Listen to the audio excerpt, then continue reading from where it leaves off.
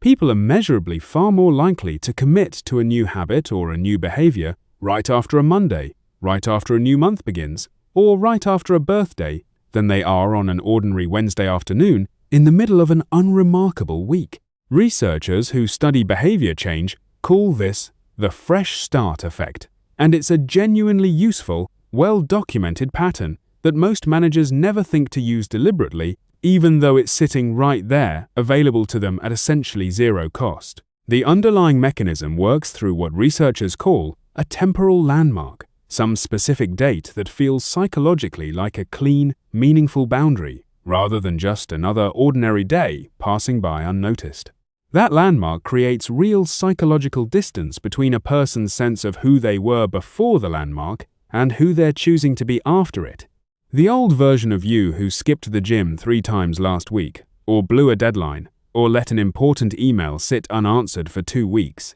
gets mentally filed away under a kind of internal heading of before, safely separated from the person stepping into this new period. The new period that starts right after the landmark feels genuinely like a real chance to become a slightly different, more capable version of yourself, unburdened by that recent history of small failures purely because of where the calendar happens to sit. This effect has been measured directly and repeatedly, not just assumed as a folk belief or a marketing talking point. Gym attendance spikes reliably after New Year's, which is the most commonly cited example, but the same measurable spike also shows up after considerably less obvious landmarks, the start of a brand new month, a person's own birthday, and even the Monday that follows a long holiday weekend. Online searches for the phrase new plan and similar goal-oriented language spike in exactly the same predictable pattern around these same temporal landmarks, suggesting the effect operates at a genuinely psychological level rather than being driven by any single specific holiday or cultural moment. Managers who understand this mechanism have a real, practical, and essentially free lever available to them that almost nobody ever uses on purpose. Launching a new process, a new expectation, or an actual behavior change on a completely random Tuesday afternoon in the middle of an ordinary sprint reliably gets weaker genuine buy-in from a team than launching that exact same change deliberately timed to land on a natural landmark instead, the very start of a new quarter, the first day everyone's back from a shared break, the official kickoff of a new project.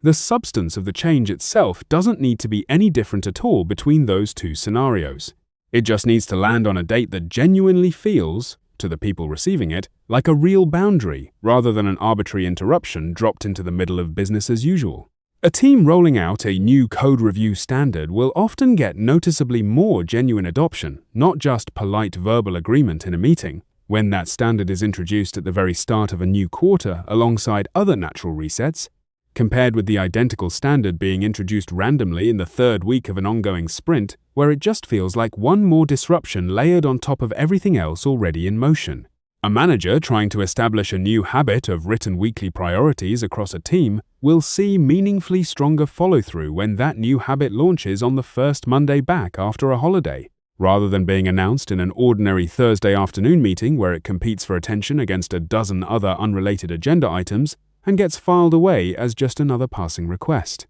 Performance improvement conversations carry this same lever too, in a way that's easy to miss. An employee given specific, structured feedback right before a natural landmark, the start of a new month, the start of a new project cycle, tends to genuinely engage with that feedback as an actual fresh start opportunity, rather than experiencing it purely as criticism layered onto an ongoing, unbroken narrative about their performance that just keeps accumulating negatively over time. The same feedback delivered mid-cycle, disconnected from any landmark, is more likely to land as simply one more entry in an existing story the person already feels stuck inside, rather than as a genuine invitation to start again cleanly. None of this requires spending any real budget or restructuring anything about the actual substance of what's being asked of a team. It requires paying deliberate attention to timing and recognizing that the exact same request lands psychologically differently depending entirely on whether it arrives on an ordinary day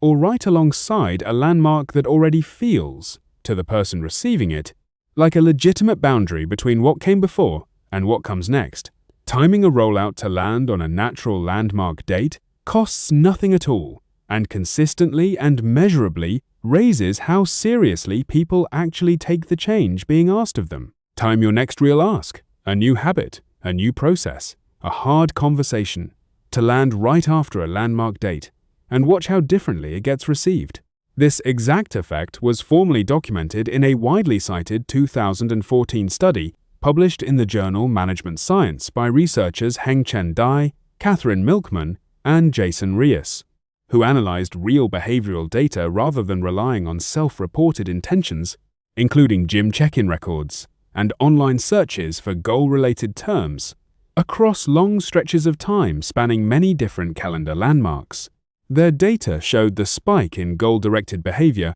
wasn't limited to January 1st. It recurred predictably around the start of every new week, every new month, and around personal landmarks like birthdays, suggesting the effect is driven by a general psychological sense of a fresh temporal boundary rather than by any specific cultural association with New Year's resolutions themselves. This distinction matters enormously for a manager, because it means the lever is available far more often than once a year, roughly weekly if you count Mondays, and monthly at minimum, rather than being a once-a-year opportunity tied specifically to the calendar flipping to January. A manager who understands this can build a simple, recurring calendar of natural landmarks, specific to their own team and organization, the start of each sprint, the first day back from any team-wide time off, the kickoff of each new quarter, and deliberately reserve genuinely important tasks for those moments, rather than scattering them randomly across ordinary days where they compete for attention against everything else already happening.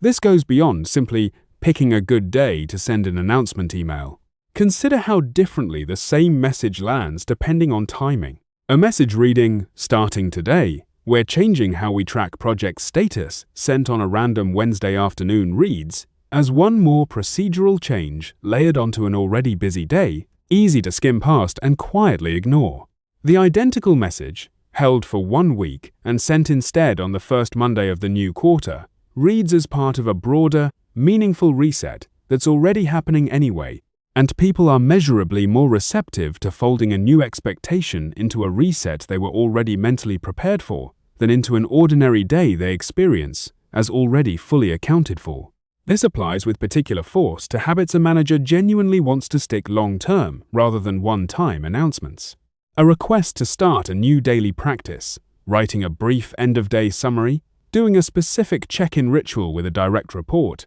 reviewing a particular metric each morning, benefits enormously from landing right after a landmark, because the fresh start effect isn't just about getting someone to say yes in the moment. It's specifically about increasing the odds the new behavior survives past the first difficult week, when the temptation to quietly let it lapse is strongest. People anchor a new habit's identity to the fresh start it began alongside, and abandoning the habit starts to feel like abandoning the entire fresh chapter, not just skipping one task, which is a meaningfully stronger form of commitment than a habit that began on an arbitrary, forgettable Tuesday with no larger meaning attached to its starting point at all. There's an important limit worth naming, honestly, since a temporal landmark is a timing lever, not a substitute for a genuinely good change. Launching a poorly designed process on the first Monday of a new quarter will still get more initial buy-in than launching that same poorly designed process on a random Wednesday.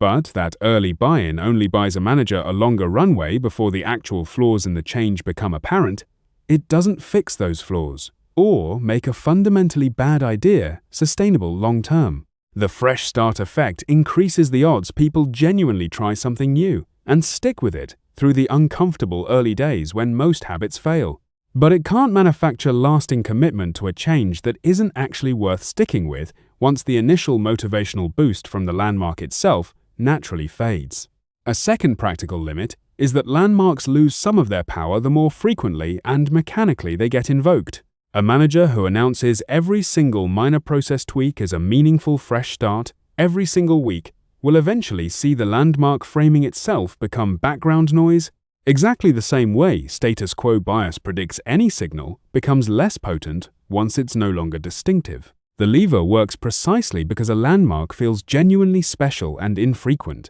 Reserving it specifically for changes that are actually significant enough to deserve that framing protects its effectiveness for when it matters most, rather than spending it on routine, forgettable adjustments that didn't need the extra psychological push in the first place. Used deliberately and sparingly, though, this is one of the few genuinely free levers available to a manager. No budget, no extra headcount, no new tooling, just paying attention to a calendar that was already there and choosing, on purpose, which day a real ask actually lands on. There's a personal use version of this effect worth mentioning too, since managers are also individuals trying to build their own better habits, not just people rolling out change to others. Someone who has failed to start a habit, exercising more, reading more, being better about inbox zero,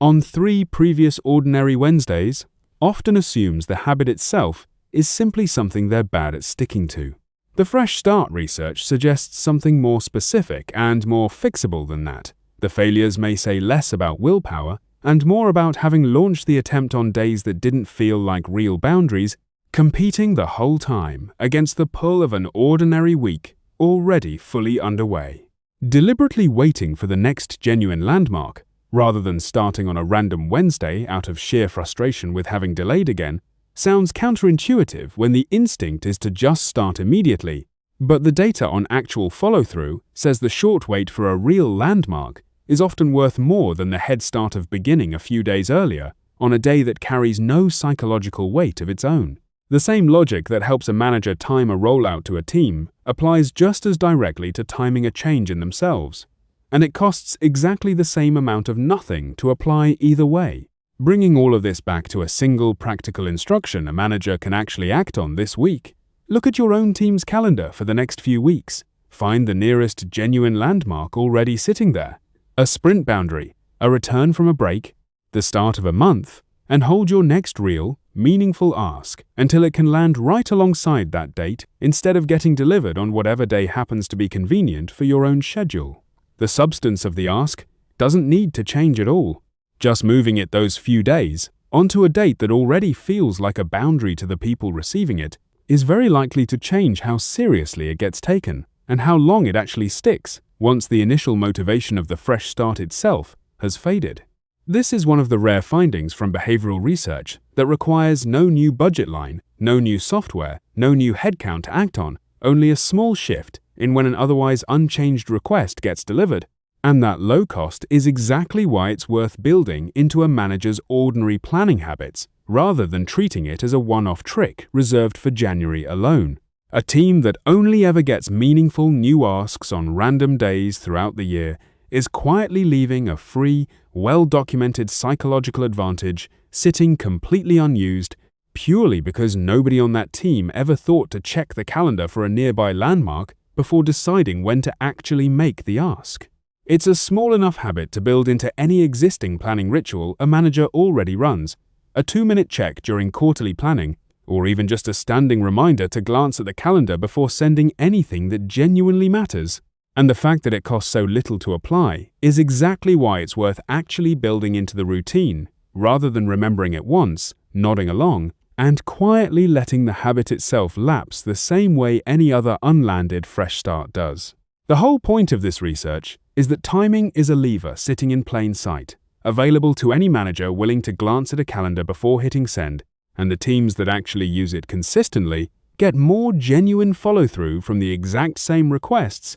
than teams that never think to ask whether today happens to be the right day to ask at all. It costs nothing to check the calendar first, and the teams that build that small check into how they plan every meaningful rollout tend to get a real, measurable head start over teams that never think to ask the question at all, purely from timing something correctly, rather than changing anything about the substance of what was being asked in the first place. It's one of the very few genuinely free wins available to anyone managing people, and most teams simply never think to reach for it. Checking the calendar before sending the next important ask is a small enough habit that it barely counts as effort, and yet it consistently changes how seriously that ask gets taken. Once you start noticing landmark dates on your own team's calendar, it's hard to unsee just how many of them were sitting there unused the whole time, quietly available every single month, without anyone ever thinking to reach for them on purpose, sitting right there. Unused, on the exact same calendar, everyone on the team already checks every single working day anyway, waiting for someone to finally connect a date they were already looking at to a request they were already planning to make regardless. A connection that costs nothing to draw once you know to look for it in the first place, and one that keeps paying off, quietly, every single time a manager remembers to check before hitting send on whatever actually matters this time. Follow along for more of these.